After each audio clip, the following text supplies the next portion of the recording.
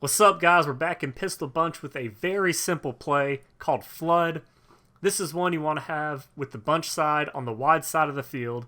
So depending on which hash mark you're on, you're either going to run bunch tight end regular or flipped. Here we're running it flipped because we're on the left hash mark.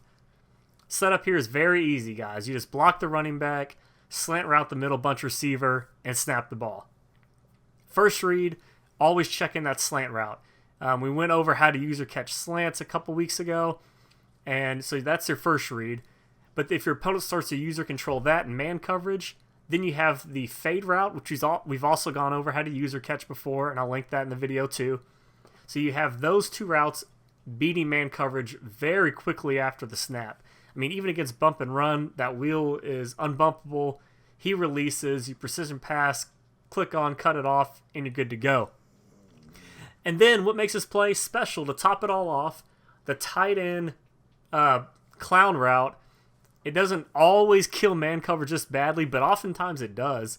So if your opponent's running to the slant on the complete opposite side of the field, which most people do, guys, I can't tell you how many times the user-controlled player runs all the way to the far sideline with the slant because the tight end also makes that cut like he's going to the right, and then it's way too late. They just can't recover as the tight end's cutting back the opposite way, wide open for a pass. Even against man blitzes, this setup, generally, you're going to be able to get the ball off with either the quick slant, the flat route, or the fade. Now, because we're only blocking 6, if they send 7, then you're going to have to, hit the slant, the fade, or the flat very quickly.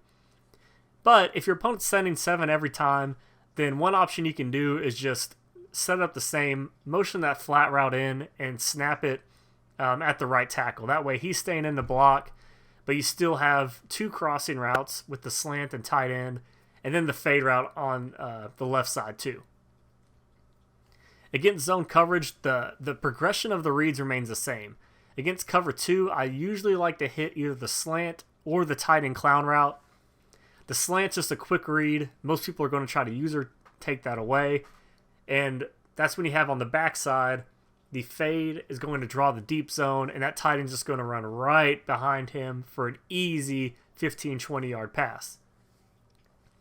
Again, if you're facing a lot of the zone blitzes, that motion receiver blocking is just such an important piece because then your opponent really can't take away the slant tight end, but also guard the fade route because the fade route is fantastic against zone blitzes to click on and user catch. Cover 3, cover 4, again, guys, same progression. The keys in beating zone coverage with this play is watching the user-controlled player over the middle of the field.